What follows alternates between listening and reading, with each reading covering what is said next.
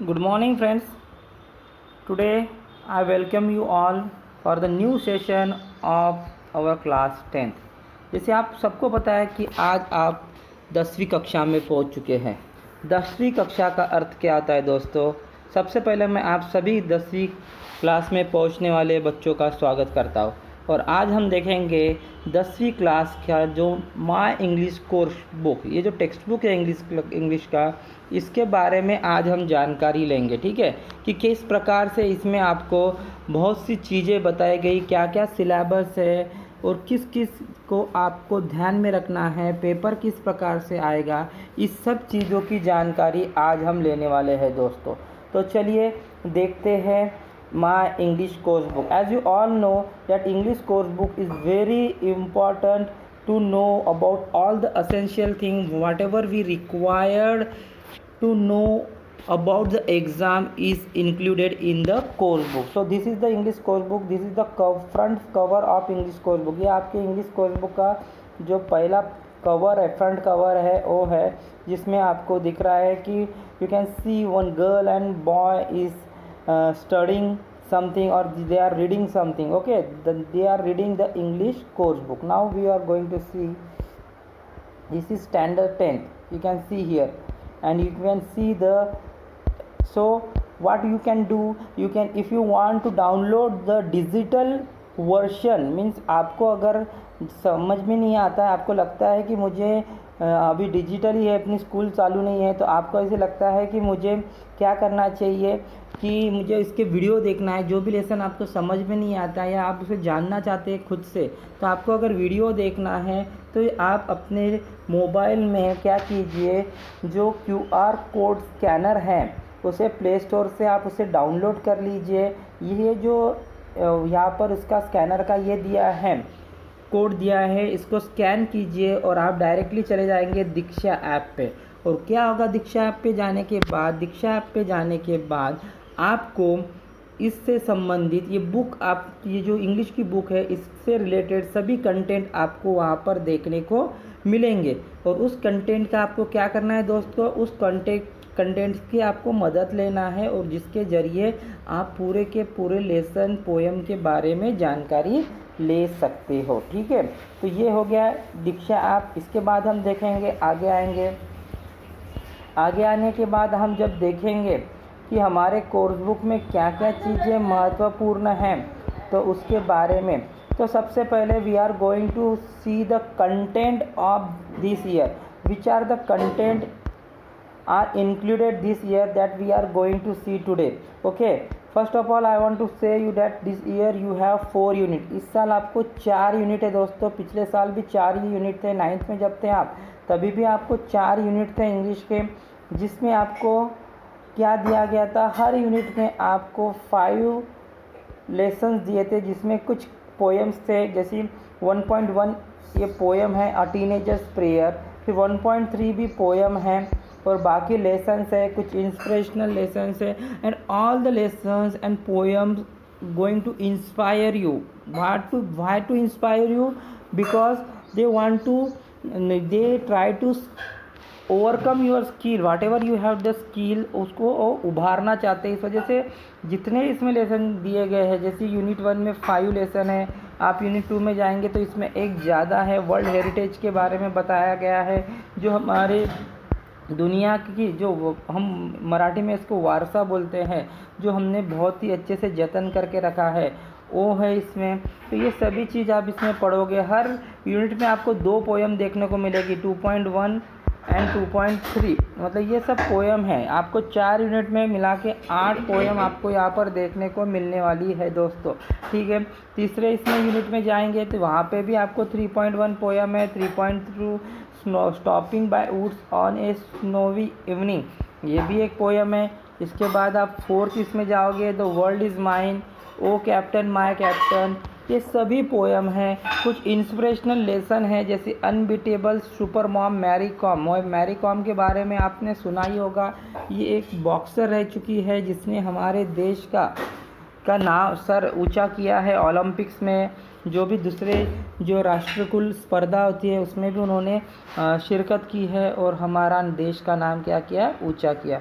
तो इस प्रकार से आपका जो कंटेंट है 10th का पूरे मिला के 4 यूनिट है. You have 4 units where you have 8 poems and other are lessons.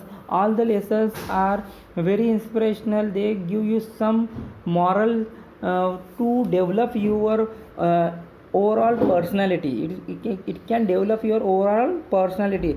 So whenever you read the poem or lesson, try to read the poem and lesson by your heart, because when you read the poem and lesson by heart, it's automatically taken by your heart and it can remain in your mind till your last moment. Okay, तो जब भी आप poem या lesson पढ़ते हो ना दोस्तों, तो उसको हमेशा मतलब दिल से पढ़ो. दिल से पढ़ोगे तो क्या होगा कि आपको क्या होगा कि वो हमेशा के लिए आपके जहन में रहेगा. जैसे पहली जो पोएम है टीनेजर्स प्रेयर, इसकी खासियत मैं आपको बताइए. पोएम जे मॉर्स ने लिखा teenagers prayer. What is mean by teenager? Teenager कौन होता है? जिनकी उम्र 14 से समझो 19 साल की है. ठीक है, ये बच्चे टीनेजर, जैसे आप भी अभी टीनेजर हो, और उनकी एक प्रार्थना है. प्रेयर यानी प्रार्थना है. एंड व्हाट टीनेजर्स प्रे, आपकी उम्र में आप क्या प्रार्थना करते हो उसके बारे में आप जानकारी इसमें, क्योंकि यही उम्र होती है जिसमें हम थोड़ा सा अपने आप को लड़खड़ाते हुए देखते हैं. तो इसमें हमें काफ़ी हमारे इमोशंस पे कंट्रोल रखना ज़रूरी होता है दोस्तों. तो इसके बारे में जो है काफ़ी खूबसूरत पोएम है, काफ़ी आपको प्रेरणादायी कविता है, जिसको सुनकर, इसको हम समझ नहीं वाले, इसको सुनकर आप काफ़ी प्रभावित होने वाले दोस्तों. तो ये 4 यूनिट हैं. आपको अभी पेपर के बारे में थोड़ी सी जानकारी देता हूँ. The paper will be content 80 marks, whereas the written paper will be for 80 marks and the oral paper is for the 20 marks. Okay, return paper रहेगा आपका 80 मार्क का, और जो ओरल रहेगा वो आपका 20 मार्क का है, जिसमें हर कंटेंट को उन्होंने वेटेज दिया है दोस्तों. तो जिसको हर कंटेंट को उन्होंने वेटेज दिया, जैसे अभी प्रोज है. प्रोज यानी क्या होता है? जो लेसन्स है, गद्य है, उसको आपको कंटेंट दिया है. पोएट्री सेक्शन को कंटेंट दिया है. ठीक है, अनसीन पैसेज को भी उन्होंने वेटेज दिया है. राइटिंग स्किल है. ये सभी चीज़ें हमें इस साल पढ़ना है. पिछले साल भी आपने पढ़ी है, इस साल भी आपको पढ़ना है. तो आज सिर्फ मैं आपको क्या कहना चाहता हूँ कि आज मैं आपको सिर्फ इसके बारे में बताना चाहता हूँ कि introduction of the syllabus. This is the introduction of the syllabus where I had explain you about the 4 unit and you can easily understand the content given in the 4 unit. What today you have to do? You have to go for the first page where you can see here is some activity. Let retrospect मतलब जो पुरानी चीज़ें हमने पढ़ी है उसके बारे में जो भी हमारे मतलब जो भी हमको याद है उसको फिर से हमको क्या करना है, दिमाग में लाना है.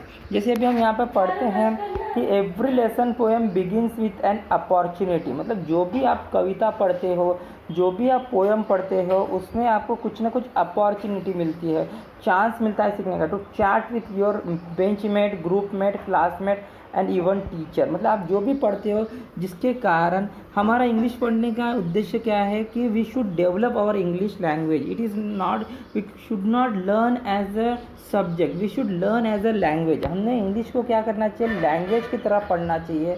और इसके कारण क्या होता है कि जब हम ये करते हैं, जब पढ़ते हैं, तो हम उसके बारे में डिस्कस करते हैं हमारे बेंचमेट से, ग्रुपमेट से, क्लासमेट से, और हम जिसके द्वारा हमारी इंग्लिश भाषा को सुधार सकते हैं. No one can stop you from chatting about the topic given. कोई आपको रोक नहीं सकता है दोस्तों जब आप चैटिंग करते हो जो भी टॉपिक इसमें दिए गए हैं. अगर आप इंग्लिश में बात करते हो, ये तो आपकी पर्सनैलिटी के लिए काफ़ी अच्छा है. The only rule is to chat in English. Means you are learning the subject of English, and if you are not chatting or if you are not discussing with your friend in English, what is the benefit of learning this subject? Okay, if you want to learn English, then you have to speak English. I want to tell you that I am also not good in English. Then also I tried to speak English so that it can enhance my vocabulary and it can enhance my English language also. अगर आप पढ़ोगे ही नहीं, अब बात ही नहीं करोगे English में, तो आपकी इंग्लिश कैसे डेवलप होगी दोस्तों. तो आप ट्राई करो आप एक नियम बना दो कि मैं जो भी बोलूँगा उसमें ज़्यादा से ज़्यादा मैं इंग्लिश बात करने का प्रयास करूँगा, ठीक है। It will improve your speaking oral skill and boost your confidence in spoken English and conversation. मतलब ये क्या करेगा, आपका जो स्पीकिंग स्किल है इसको डेवलप करेगा, आपका जो कॉन्फिडेंस है इसको बढ़ाएगा। बूस्ट करना है क्या होता है, बढ़ाना। और इन स्पोकन इंग्लिश एंड कन्वर्सेशन मतलब आपको कोई डर नहीं लगेगा, आप आराम से बात कर पाओगे और आप आराम से कन्वर्सेशन संभाषण दूसरों से कर पाओगे दोस्तों। तो ये रूल आपको ध्यान में रखना है, जब भी आप बात करते हो ज़्यादा से ज़्यादा इंग्लिश पढ़ो, ज़्यादा से ज़्यादा इंग्लिश में बात करने की कोशिश करो, ठीक है। So open your mouth and talk. So what does the editor of the book is telling you that open your mouth, अपना मुंह खोलो और बोलो, लेकिन बोलो किस में, ओनली इन इंग्लिश। किस में बोलना है आपको, you have to try to speak only in English my friends. आपको सिर्फ इंग्लिश में बात करना सीखना है। Let's make some meaningful noise in the class. अभी आपको कुछ क्लास में नॉइस करना है। नॉइस मतलब बहुत ज़्यादा आवाज़ नहीं करना, नॉइस है ना, कुछ पढ़ाई करनी है। अभी यहाँ पर आपको एक वर्ड ग्रिड दी है, मतलब एक प्रकार का इधर पजल दी गई है। Below pick out words related to language study. Language study यानी क्या होता है मैं आपको बता देता हूँ, ग्रामर, ठीक है।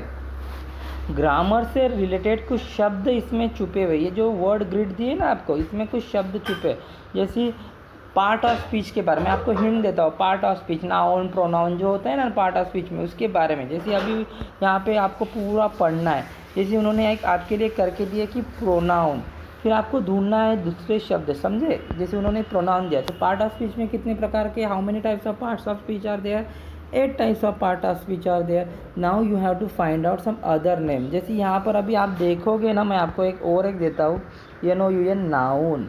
तो इस प्रकार से आपको क्या करना है दोस्तों, होमवर्क में इसको कर लेना है, ठीक है। तो ये आज आप कर लीजिए, और वर्ब ढूंढिए, एडजेक्टिव ढूंढिए, एडवर्ब ढूंढिए, ठीक है, प्रीपोजिशन ढूंढिए, कंजंक्शन ढूंढिए, इंटरजेक्शन ढूंढिए, और इसको करने का प्रयास कीजिए। काफ़ी इंटरेस्टिंग एक्टिविटी, इतना बड़ा वर्ड ग्रिड दिया है, इसमें आपको उसे सर्च करना है और ढूंढना है दोस्तों, ठीक है। तो आज के लिए आपका होमवर्क है, और आज हमने इंट्रोडक्शन देखा है कि किस प्रकार से आपको 4 यूनिट है, जिसमें आपको 8 पोएम्स है और बाकी के सब लेसन्स है, लेकिन सभी चीज़ आपको काफ़ी ज़्यादा प्रेरणादायी देने वाली है, तो आपको दिल से इसे पढ़ना है, ठीक है। धन्यवाद।